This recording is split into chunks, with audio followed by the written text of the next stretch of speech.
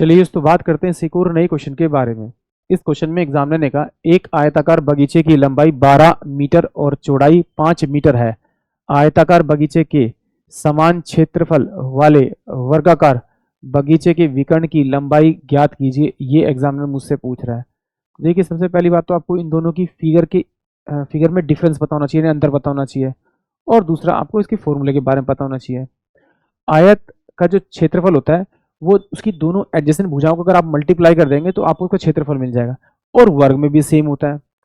और जो आयत के जो डायगोनल होते हैं वो बराबर तो होते हैं बट एक दूसरे को 90 डिग्री बाइसेक्ट नहीं करते। जबकि वर्ग में इसका उल्टा है। वर्ग के जो डायगोनल तो बराबर तो होते हैं बट वो एक दूसरे को 90 डिग्री पे डिवाइड करते हैं। यानी कि अगर वर्ग के डायगोनल इंटू डायगोनल यानी दोनों डायगोनल को मल्टीप्लाई करके 2 से भाग करूंगा तो उसका मुझे एरिया मिल जाएगा वर्ग का। और यहाँ पर मुझे विकर्ण मल्टीप्लाई करके यानी आयत में विकर्ण मल्टीप्लाई करके मुझे क्षेत्रफल नहीं मिलेगा क्योंकि वो 90 डिग्री पे बाइसेक्ट नहीं करते। चलिए इसे सॉल्व करते हैं फिर आपको अच्छे समझ में आएगा। देखिए एग्जामिनर ने क्या कहा कि भैया ये मेरे पास में एक मेरे पास में क्या है आपका आयत है और ये मेरे पास में क्या है आपका एक वर्ग है। ये मेरे पास क्या आपका वर्ग है, ये आयत है, ये इसका डायगोनल होगा और ये इसका डायगोनल होगा। ये 90 डिग्री पे बाइसेक्ट नहीं करते बट ये 90 डिग्री पे बाइसेक्ट करते हैं। ये 90 डिग्री। तो अगर इसका डायगोनल 1 यानी विकर्ण 1 और विकर्ण 2 दोनों को मल्टीप्लाई करूंगा और 2 से भाग करूंगा तो इसका क्षेत्रफल आ जाएगा। अगर मुझे इसका क्षेत्रफल मिल जाए और वो इसके क्षेत्रफल के बराबर है तो मैं यहाँ से डायगोनल की वैल्यू आराम से निकाल लूंगा क्योंकि ये दोनों बराबर बराबर होते हैं। तो चलिए इसे सोल्व करते हैं तो थोड़ा और अच्छे से पता लगेगा।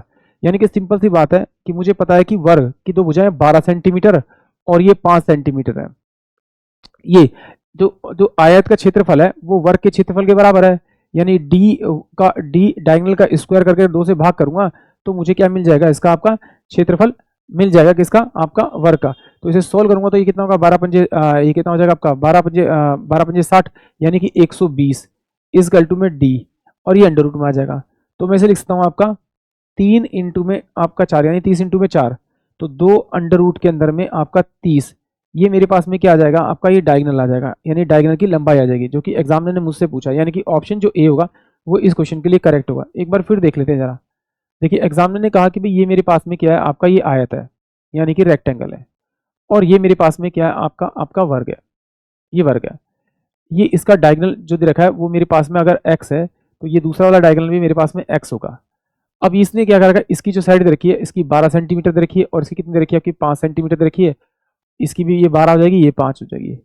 तो आयत का अगर क्षेत्रफल निकालना तो उसकी दोनों साथ वाली भुजाओं को मल्टीप्लाई कर दे तो 12 पंजे 60 इसका क्षेत्रफल हो जाएगा।